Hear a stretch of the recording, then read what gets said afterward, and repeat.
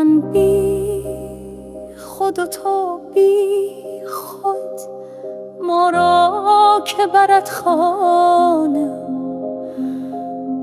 من چند تو را گفتم کم خور، دو سه پیمانه. در شهر یکی کس را هوشیار نمی بینم، هر یک بتر از دیگر شوری دو و دیوانه. جانا به خراباتات تا لذت جان بینی، جان را چه خوشی باشد بی صحبت جانادو.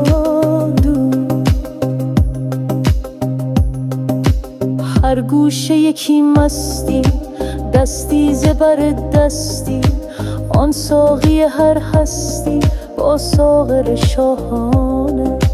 تو وقف خراباتی، دخلت می و خرجت می، زین وقت به هوشیاران مسپار یکی دانه.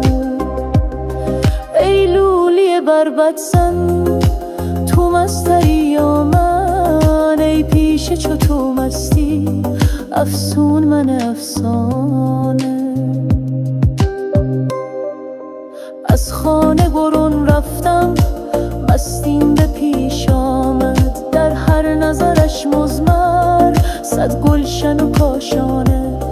چون کشتی بی لنگر کج می شد و مج می شد، از حسرت او مرده صد عاقل و فرزانه. گفتم ز کجایی تو؟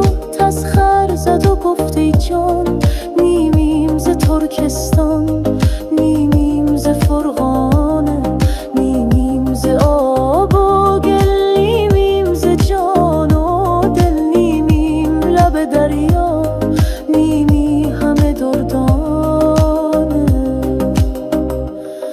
گفتم که رفیقی کن با من که منم خویشت، گفتا که بنشناسم من خویش ز بیگانه. من بی دل و دستارم، در خانه خمارم، یک سینه سخن دارم، این شرح ده همیانه.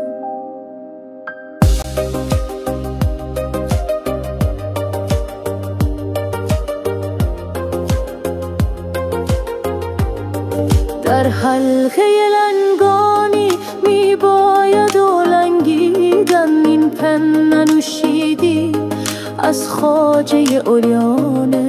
سرمست چنان خوبی که کم بود از چوبی، برخاست فغان آخر از استن حنانه. من بی خود و تو بی خود، ما را که برد خانه. من چند تو را گفتم کم خور، دو سه پیمان